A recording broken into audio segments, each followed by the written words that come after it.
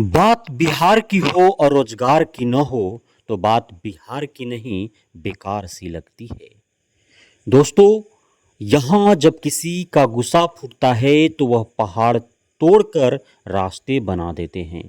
जब किसी का दिल टूटता है तो वे यूपीएससी बीपीएससी निकाल लेते हैं, और जब किसी युवा को नौकरी का आस छूटता है तो वह बंजर भूमि को भी अपने मेहनत के बदौलत उर्वर बना देता है। ऐसी ही एक कहानी है उस भूमि का जहाँ पे आज से 10 वर्ष पूर्व घास भी नहीं उगते थे, और आज उस भूमि पर खुदे तालाब में मछलियाँ कूदते हैं। आज उस भूमि पर बने पोल्ट्री फार्म में मुर्गे मुर्गियाँ हंस और बतख दाना चुगते हैं। दोस्तों, मिलाऊंगा आज मैं आपको उस शख्स से, कराऊंगा परिचय में आज आपको उस शख्स से जो आपको दिख रहा है साधारण से पोशाक धारण किए हुए, जिसकी सफलता असाधारण है। और मैं आज उनके ही जुबानी उनके इस क्षेत्र में 16 साल के अनुभव को आपसे रूबरू कराऊंगा। बन रहिएगा इस वीडियो में अंत तक। नमस्कार दोस्तों, मैं राकेश वर्मा आप सभी का स्वागत करता हूं आपके अपने यूट्यूब चैनल एसएन गुरुकुल पर। दोस्तों, हमारा आज का थीम है कि पढ़े लिखे जो लोग हैं वे, जबकि उन्हें पता है कि सरकार उतने बड़े पैमाने पर उन्हें सरकारी जॉब नहीं दिला सकती, यह चिरंतन सत्य है, यूनिवर्सल ट्रुथ है, फिर भी लगभग 90% पढ़े लिखे लोग जो हैं वह 1 से 2% जो सरकारी नौकरी का जो उन्हें लगता है, उम्मीद जो है कि हमें मिल सकता है, उसके पीछे भाग रहे हैं।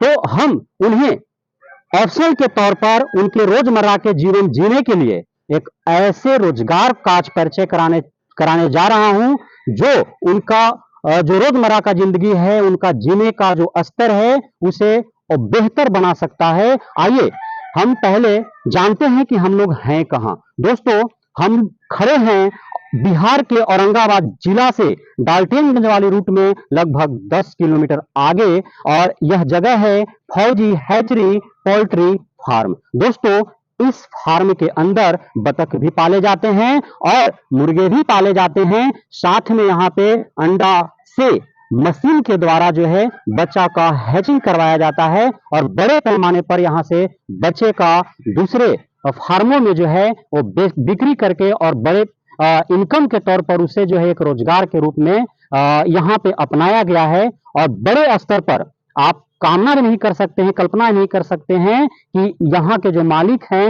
वो कितने छोटे स्तर से बिजनेस स्टार्ट करके आज बड़े पैमाने पर इन्होंने बिजनेस को डेवलप किया है, और एक नहीं कई जगहों पर डेवलप किया है, और आज ये लाखों का इनका इनकम है। तो हम वैसे शख्स से आज मिलने जा रहे हैं जो फौजी हैचरी एंड पोल्ट्री फार्म है उसके मालिक हैं, और लगभग उनके पास 15 से 16 सालों का एक्सपीरियंस है। तो हम उनके अनुभव को अपने यूट्यूब चैनल के माध्यम से आपके साथ साझा करने जा रहे हैं, और उम्मीद करेंगे कि आपको यह बेहद पसंद आएगा और आपका रुझान जो है इस बिजनेस की तरफ जाएगा। तो आइए उनसे मिलते हैं।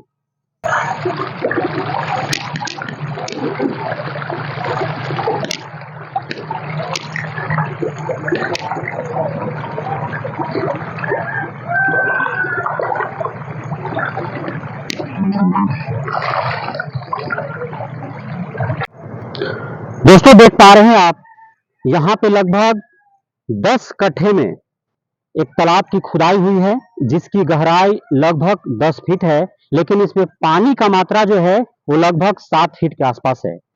इस तालाब में कई प्रकार की मछलियों का पालन होता है। इसमें किस किस प्रजाति का मछली डाला हुआ है, कितने दिनों में ये तैयार होते हैं, किस प्रकार की इन्हें दाने खिलाए जाते हैं, और क्या टारगेट होता है कि कब हम डालें और कब इसको निकाल लेना है, इन सारी बातों पर हम चर्चा करेंगे।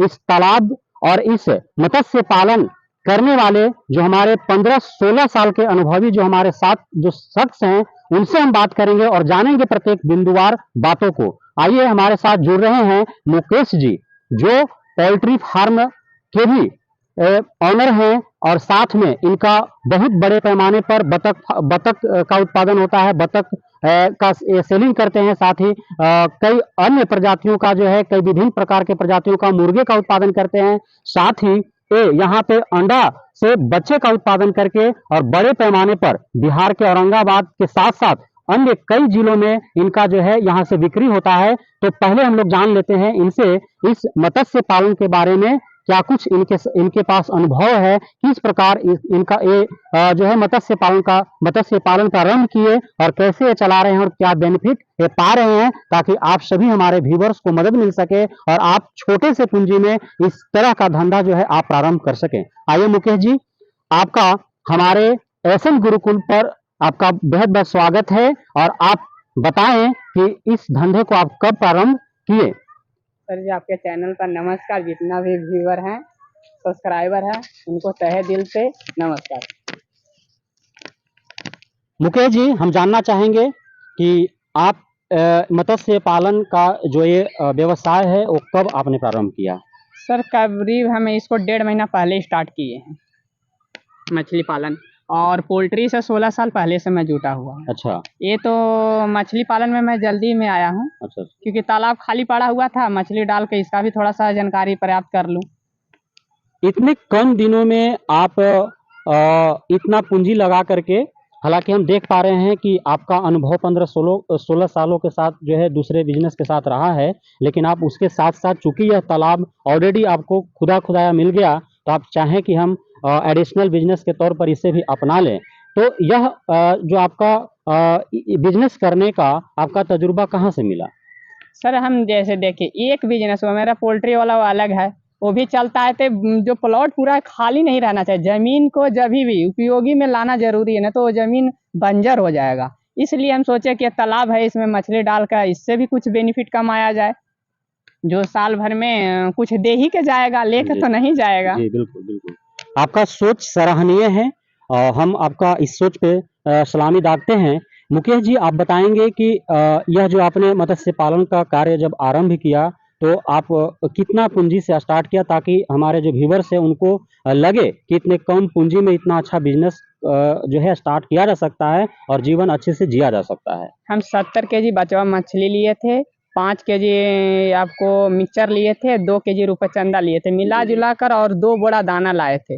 65,000 रुपया से हम स्टार्टिंग इसको किए हैं। 1.5 महीना अभी हमको हुआ है। करीब इसका साइज हो गया है 200-250 ग्राम। मात्र 1.5 महीने का समय में लगभग 250 ग्राम का मछली तैयार हो चुका है। हम जानना चाहेंगे इनसे कि ये दाना कौन सा देते हैं और कितने मात्रा डेली जो है, जो इन्होंने बताया कि इतना हमने बच्चा डाला, तो उसमें कितना डेली का खपत इनका होता है, क्या उसमें लागत लगता है दाना खिलाने में। जब छोटा बच्चा रहता है तो 0.75 mm देते हैं, फिर इसको 1 mm देते हैं, फिर 2 mm देते हैं, 3 mm, अब 4 mm खा रही हैं। और ग्रोथ मेरा अच्छा है, इसलिए हम 4 mm बहुत जल्दी स्टार्ट कर दिए हैं। ये आप जो MM की जो बात कर रहे हैं, तो यह दाना का मतलब टाइप्स है, साइज होता है। जैसे बच्चे जो है, छोटा मछली के बच्चे लाइएगा, स्टार्टिंग में अलग होता है, स्टार्टर होता है, उसी को जैसे आपको 0.75 mm कहते हैं। उसके बाद होता है 1 mm, फिर 2 mm, 3 mm, इसी तरह उसका रूल है, मतलब दाना का। वो सिस्टम बाय सिस्टम आपको खिलाना है।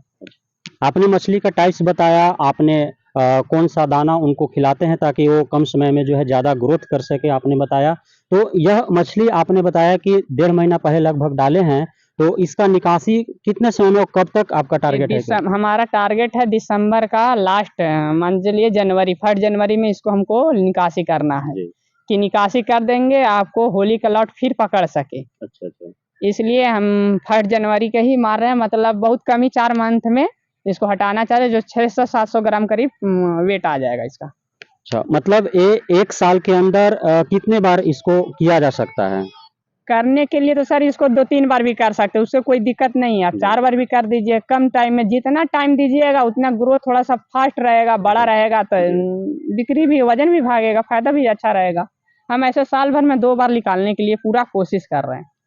अच्छा, ये जो मछली जो आप बताएं कि 750 ग्राम का लगभग हो जाता है और अलग अलग जो है प्रजातियां हैं इसमें, तो इसका जो औसतन जो रेट होता है सामान्यतः, ऐसे तो बढ़ते घटते रहता है मार्केट के हिसाब से, और किस समय में आप दे रहे हैं, डिमांड क्या है, लेकिन सामान्यतः इसका रेट क्या होता है? अभी 110 रुपये चल रहा है बचवा, अच्छा अच्छा और रेहू वही 200 रुपये अच्छा। केजी चल रहा है। इसी तरह मिलता जुलता सबका रेट रहता है।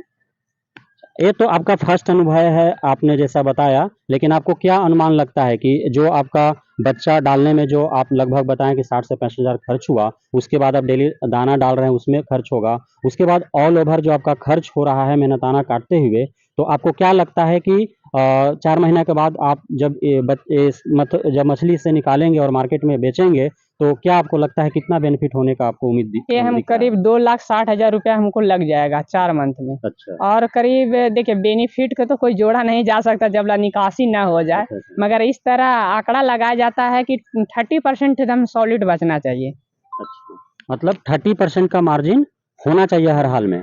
एक अंतिम सवाल आपसे ये रहेगा कि इस बिज़नेस को करने में क्या समस्याएँ उत्पन्न होती हैं? किस प्रकार आप फेस करते हैं? क्या खतरा है? क्योंकि बहुत जगह हमें सुनने को मिला है कि आस-पास के जो बच्चे हैं या कुछ लोग हैं, जो ज्वेलर्स में या किसी अन्य कारणों से जो है इसमें मछली को मृत करने के लिए, उसे मारने के लिए और मछली मालिक को नुकसान पहुँचाने के लिए वे ज़हर डाल देते हैं किसी, या फिर वो रात्रि में आकर के वो जाल डाल करके वो मार करके ले जाते हैं। तो इन सारे समस्याओं से जूझने के लिए आप क्या व्यवस्था किए हैं और क्या किन-किन समस्याओं का आपको देखिए सामना करना मेरे पड़ा? पास एक डॉग रखे हुए हैं। अच्छा। वो आप खुला पूरा एरिया है, मेरा एरिया भी देख रहे हैं खुला है। मैं जी, एक डॉग बिल्कुल। रखा हूँ जी, जो कि आपको बॉक्सर है। जी। वो रात्रि में 8 बजे के बाद खोल देते हैं। उसको करीब 5 बजे भोर में ही बंद करते हैं। वो देखभाल करता है, अच्छा, अच्छा। और अगर चाहेगा दुश्मन तो वो तो डाल ही देगा। बिगाड़ने वाला जब भी चाहे तो उसके लिए ताला थोड़े ना होता है। जी, बिल्कुल। इंसान के लिए ताला है। अब जो हैवानियत तो उतर ही जाएगा तो कभी भी डाल देगा। जी, जी। उसके लिए तो हम क्या कहें, वही डॉग रखे हुए हैं। मतलब इंसानों से बचने के लिए आप जानवर का इस्तेमाल कर रहे हैं। अगर पानी में ऑक्सीजन के लिए, ऑक्सीजन अगर आपको लेवल घट जाता है तो जी। उसके लिए बतख रखे हुए हैं। अच्छा, और बतख छोड़ते रहते हैं, वो अपना इधर-उधर घूमती हैं, वो ऑक्सीजन उसको देती रहती है मछली को। अच्छा, बत्तख का भी मतलब मत्स्य पालन में एक बहुत बड़ा रोल है, और साथ-साथ में दोनों एक साथ बिज़नेस किया जा सकता है और अच्छा बेनिफिट लिया जा सकता है। बहुत-बहुत धन्यवाद मुकेश जी, आप अपना कीमती समय देने के लिए हमारे एसएन गुरुकुल पर। इसी प्रकार हम फिर मिलेंगे आपसे, आपका और भी जो व्यवसाय है, मुर्गा फार्म है, मत्स्य पालन आप बतख पालन करते हैं, साथ में आप जो है हैचरी का भी आपका काम है, उन सारे बिंदुओं पर हम बात करेंगे अलग से अलग वीडियो में। तब तक के लिए धन्यवाद सभी साथियों का, नमस्कार।